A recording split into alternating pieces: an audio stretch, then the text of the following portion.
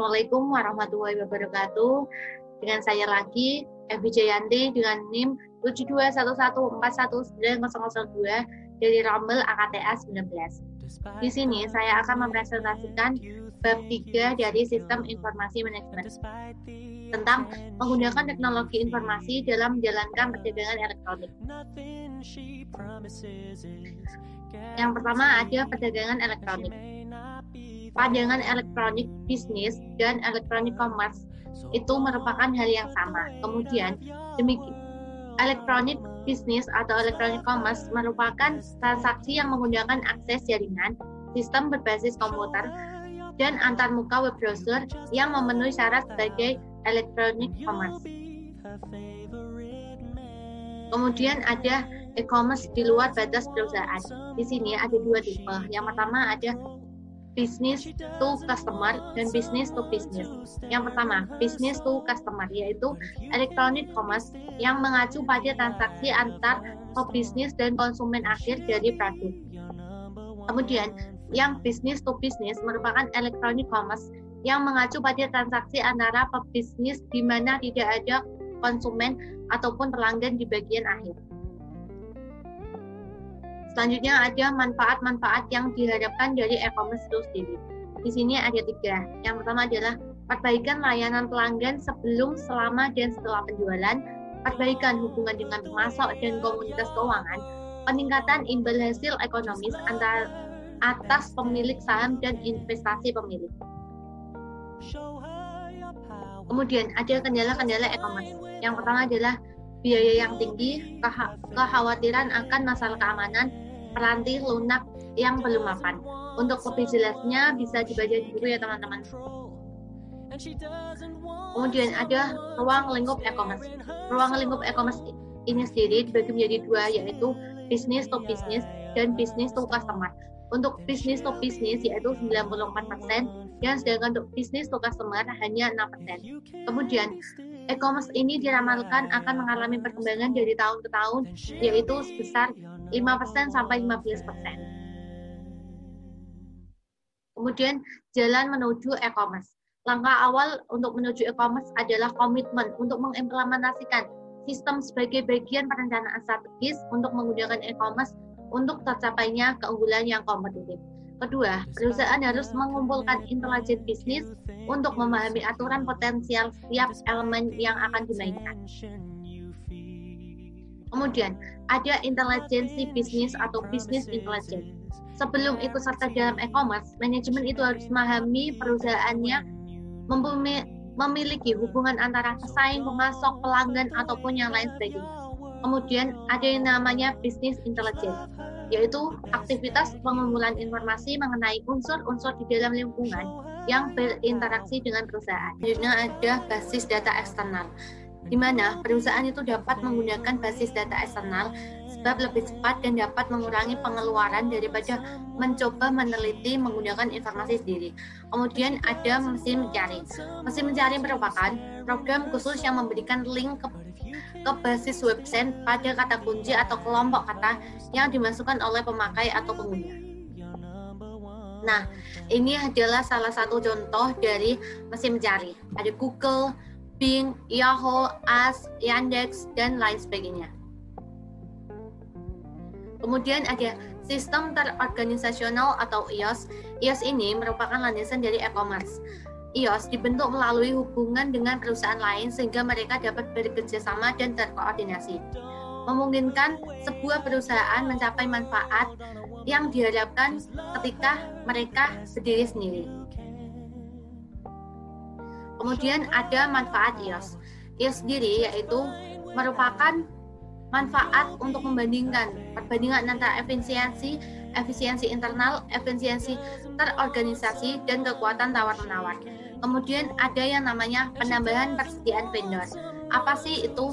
Yaitu jenis khusus IOS di mana supplier dapat memprakarsai proses perlengkapan dengan monitor secara elektronik untuk meningkatkan inventarisasi perusahaan. Selanjutnya ada yang namanya EDI, Electronic Data Interchange, dan Extranet. EDI merupakan transmisi data langsung transmisi data langsung komputer ke komputer dalam satu format struktur yang dapat dibaca oleh sebuah mesin. Kemudian ada yang namanya extranet. Extranet merupakan cara lain untuk membuat iOS. Cara lain ini dibagi berbasis komputer yang sensitif dengan perusahaan lain dengan menggunakan teknologi informasi yang pada umumnya dihubungkan oleh internet. Selanjutnya ada sekutu-sekutu bisnis proaktif dan reaktif. Di dalam sekutu-sekutu ini, yang namanya sekutu proaktif merupakan sponsor iOS yang biasanya menggunakan pendekatan proaktif. Kemudian ada partisipan, biasanya ini merespon dengan reaktif. Kemudian ada yang namanya pengaruh penerapan. Pengaruh penerapan ini ada tekanan kompetitif, penggunaan kekuasaan, kebutuhan internal, dan dukungan manajemen puncak. Untuk lebih jelasnya, bisa dibaca di buku ya teman-teman. Nah, ini figur 3.2 sama yang ada di buku, yaitu pengaruh internal lingkungan pada penerapan iOS. Di sini ada yang namanya pengaruh internal. Pengaruh internal ada yang namanya kebutuhan internal dan dukungan dari manajemen puncak. Sedangkan pengaruh lingkungannya ada dari pesaing, kemudian menghasilkan tekanan pada pengaruh internal, kemudian adanya penggunaan kekuasaan oleh sekutu dagang. Ini yang dinamakan dalam penerapan iOS. Selanjutnya, manfaat tidak langsung iOS. Yang pertama, pada manfaat langsung. Manfaat langsung di sini ada 3, yaitu untuk mengurangi kesalahan, menambah efisiensi operasional, dan mengurangi biaya. Dan sedangkan untuk manfaat tidak langsungnya, yang pertama adalah untuk pesaing, yaitu menambah kemampuan pesaing. Kemudian yang kedua ini harusnya pelanggan ya teman-teman, bukan saing, yaitu untuk meningkatkan pelayanan. Dan yang ketiga adalah partner dagang, untuk meningkatkan hubungan kerja. Selanjutnya ada strategi business to customer pada e-commerce. Pada strategi ini, business to customer memiliki peranan yang penting pada e-commerce, yaitu kenapa memiliki peranan yang penting? Alasannya adalah sebagai berikut. Pertama, kebanyakan produksi dan jasa menjadi tersedia untuk pengiriman digital. Kemudian yang kedua, kecepatan komunikasi yang tinggi telah membuat pengiriman produk digital menjadi lebih mudah. Yang ketiga, ketakutan terhadap pencuri informasi. Kemudian, aplikasi bisnis internet.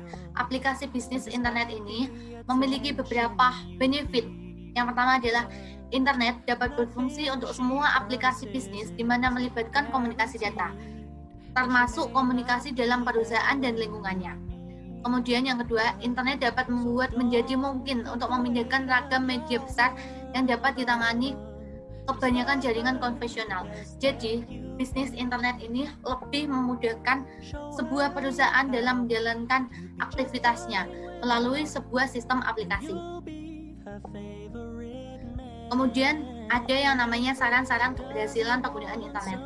Tentunya, sebuah internet tidak berjalan lancar atau berjalan otomatis sepenuhnya. Pasti itu memiliki saran-saran ataupun memiliki jalan atau memiliki ide. Yang pertama itu ada menekankan isi, yang kedua itu sering diperbarui, melihat di luar pelanggan, tunjukkan isi pada kebutuhan spesifik pengguna, menjadikan internet intuitif, menciptakan rasa kebersamaan. Yang saya tulis ini hanya sebagian, untuk lebih lengkapnya bisa dilihat di buku ya. Kemudian, dampak internet pada bisnis untuk masa mendatang. Dampak ini memungkinkan lebih kepada kekurangan atas bisnis untuk di masa yang akan datang ataupun hal yang negatif. Yang pertama adalah kurangnya pengguna di dalam e-commerce itu sendiri, kurangnya stabilan jaringan di suatu tempat, dan yang terakhir adalah harganya yang belum terjangkau ataupun kurang terjangkau. Terima kasih, itu presentasi saya. Mohon maaf bila ada salah kata. Kalau misal ada sanggahan, pertanyaan ataupun tambahan, bisa ketik di kolom komentar ya. Terima kasih. See you, bye-bye di bab 4. You call me on the telephone, you feel so far away.